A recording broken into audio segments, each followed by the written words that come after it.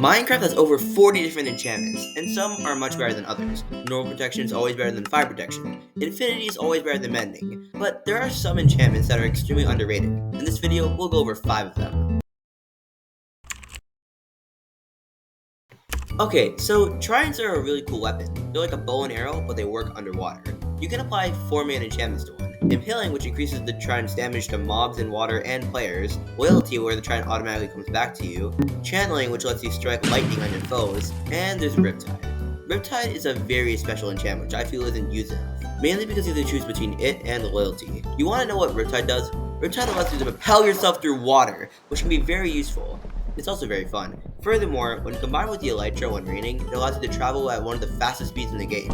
And the best part is, it doesn't use any durability, unlike firework rockets. Most people decide to opt for Loyalty because it's a ranged weapon, but we already have the bow and arrow. You don't like need another, which is why I recommend getting Riptide. But still grinding for a second trident for Loyalty. Okay, why is Cursive Binding on this list? Well, one word, pranks.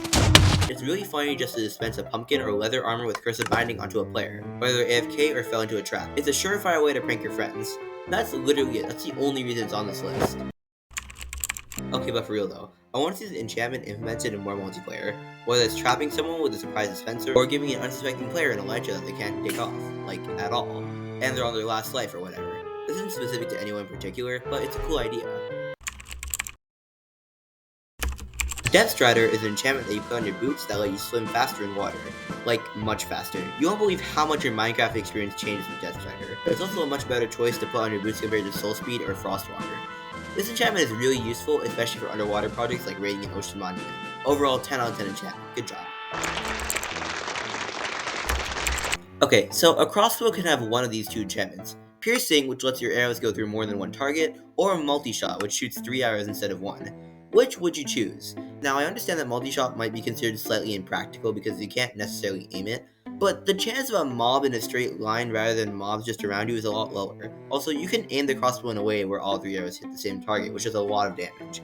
Also, a multi-shot crossbow with firework rockets is pretty cool.